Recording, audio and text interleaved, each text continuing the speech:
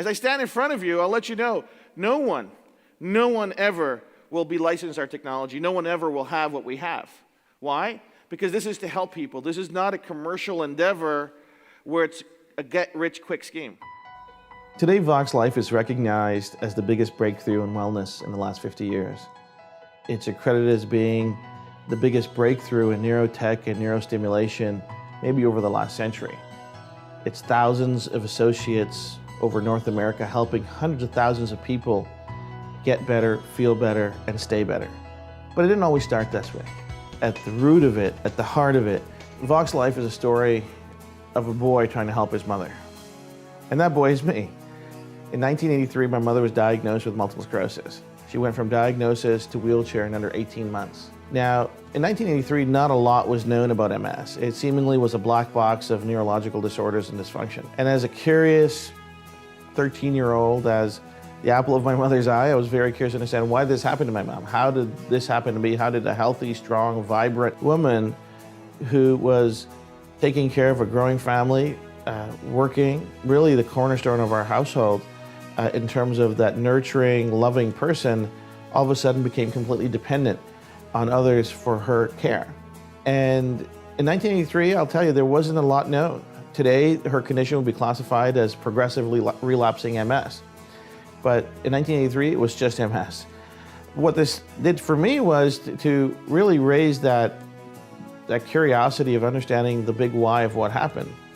So that curiosity of understanding neurology started for me at a very young age, simply because I loved my mom and I wanted to help her. But not being able to help her does a lot of things to people. When you are in a situation of seeming hopelessness, of seemingly desperate situation of trying to find help, you will go to seemingly no ends and no limits to find that help.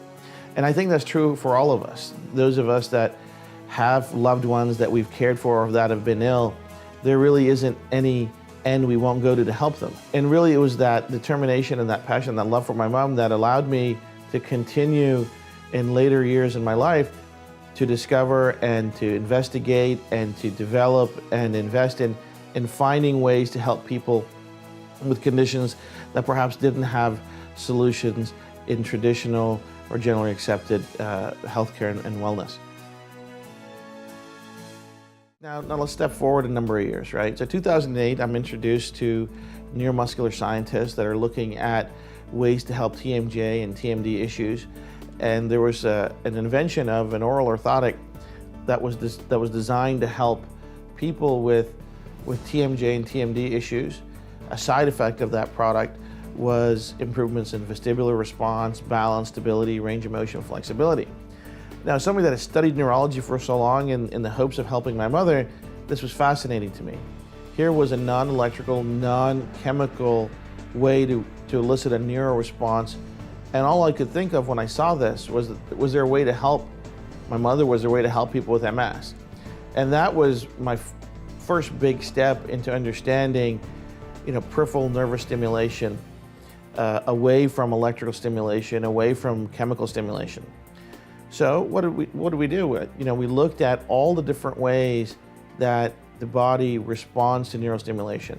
And something that was key to our understanding was actually research done in 1964 by Dr. C.J. Griffin in Sydney, Australia.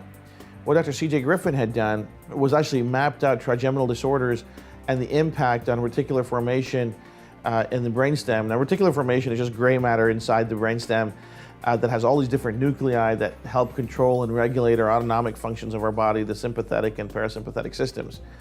In layman's terms, the brainstem is critical for our overall health and wellness. It controls our heart rate, controls our breathing, controls our balance, our stability, our body's natural pain-fighting mechanisms. It controls our posture. All the things that we don't want to think about are controlled by the brainstem and the nuclei in it. And what Dr. C.J. Griffin mapped out was that if there's a disorder in the trigeminal system, so the nerves in the face, or disorder in the peripheral system or information coming into the brainstem, there's going to be a disorder or disruption in the functionality of the brainstem. And he concluded that if there was harmony in the information coming in, and if the brainstem could reach homeostasis or reach a balance, you'd see a remarkable and immediate improvement in the functionality of the brainstem. Now, this is remarkable. What this says is that the brainstem is so critical to overall health that we can really make drastic and meaningful impact on quality of life if we can reach brainstem homeostasis. And that really was the beginning of Vox in terms of what it is today, of understanding how do we get to that. Now there's a big gap between looking at trigeminal disorders in the face and getting to the bottom of the feet of where Vox HPT is today. And it's a really interesting story, and I'll share it with you. So when I was researching trigeminal disorders, I came across a condition called trigeminal neuralgia. Now, some of you might know that trigeminal neuralgia is an inflammation of the cranial nerves in our face. So some of us might have eaten ice cream too fast or drank something that's really cold too fast, and we get a brain freeze. Trigeminal neuralgia is seemingly a brain freeze 24 hours a day. It's a severely debilitating condition. Nobody really knows what causes it. Treatment of it is very sporadic, but recognized ways of treating trigeminal neuralgia include drugs, and then inject the face or right into the nerves, electricity, zap the nerves to numb them, and in drastic cases when those things don't work, they'll recommend surgery to cut the nerve into the brain, so just to alleviate the pain. These were nothing that we wanted to investigate or really look at because we weren't looking for those solutions. We weren't looking for surgery solutions. We weren't looking for chemical solutions. We weren't looking for electrical solutions. And the reason I wasn't looking for those is because I had investigated all of those solutions. In trying to help my mom, I had investigated the latest therapies for MS, the latest drugs for MS, the latest electrical treatments for MS. You name it, it had been investigated, it had been approached, it had been tried, and really we hadn't seen the results that we were hoping for. But something along the way of investigating trigeminal neuralgia, I came across anecdotal evidence from all over the world that manipulation of the bottom of the feet was at times very successful at soothing the pain and really reducing that inflammation.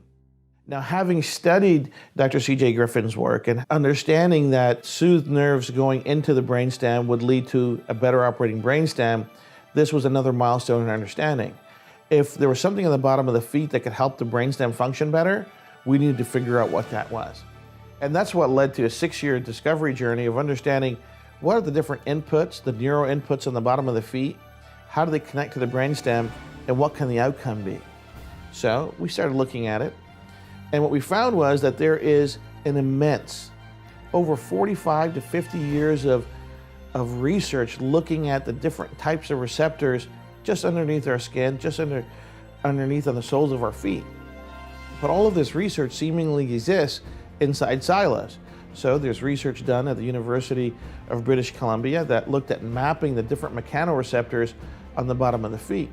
The conclusion done from this study was that these receptors play some role in postural stability and balance. Sadly, additional research wasn't done beyond that. There's numerous studies done at Harvard that looked at brain activity associated with very specific acupuncture points. And the conclusion, and it's clear as day as you look at those MRI images, is that very specific acupuncture points have very specific correlation to brain activity and neuronal network activity in the brain. Again, this information exists in a silo and doesn't reference or speak to mechanoreceptor activation. Then there's 3D mapping of dermatomes, which are spinal nerves all over our body. Again, massive research all over the world pointing to a correlation of receptors on our body, on the bottom of our feet, and the relationship to the brainstem. And my guess and my hope was that there would be an integrative relationship between all these different receptors and the result that we wanted in the brainstem. We knew that it was possible to get the result in the brainstem because of the work that Dr. C.J. Griffin had done.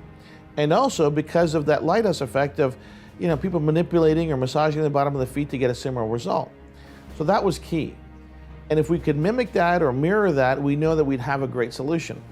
So what did we do? We relied on the scientific method, experimentation, observation, conclusion. We had hypotheses that we could affect brainstem activity and help the brainstem get to homeostasis. And finally, at the conclusion of 6 years, we were able to deduce a very specific pattern of receptor activation on the bottom of the feet that signals the brainstem to help it reach homeostasis. Now think about this. We can touch very specific pattern and sequence of receptors, nerve endings on the bottom of the feet, individual receptor cells on the bottom of the feet, that collectively will help the brainstem get to homeostasis. What this means is the output is going to be better balance, better stability, better range of motion, better pain management, better respiratory efficiency, better HRV, heart rate variability. All of these things that are controlled by the brainstem are seemingly, miraculously, instantly are going to operate better.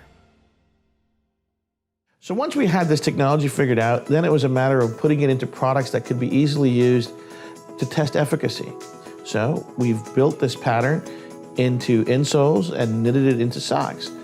And we needed to prove the efficacy to measure really what could it do.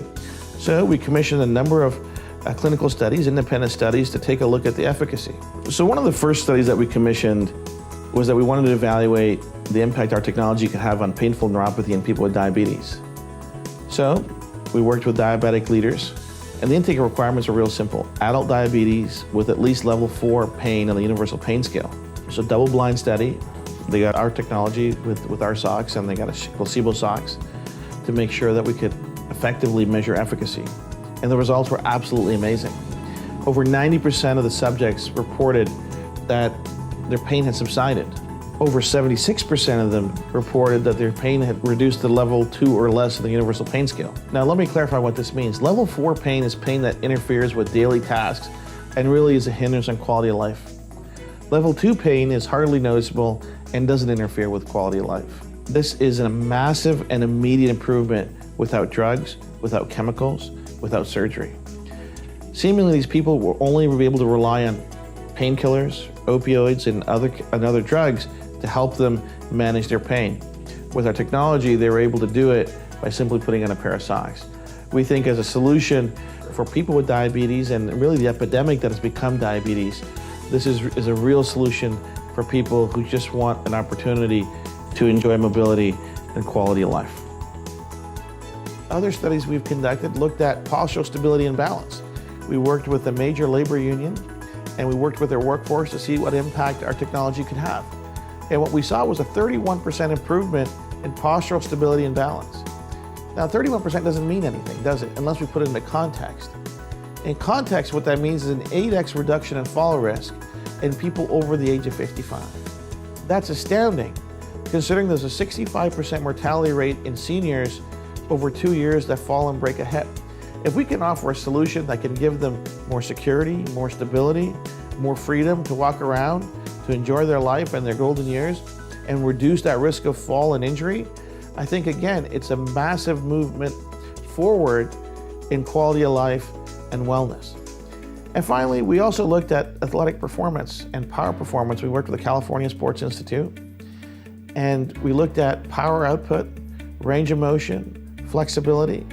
And what we saw was a 22% increase on power output on the Wingate cycles. We had 17% improvement in velocity of force.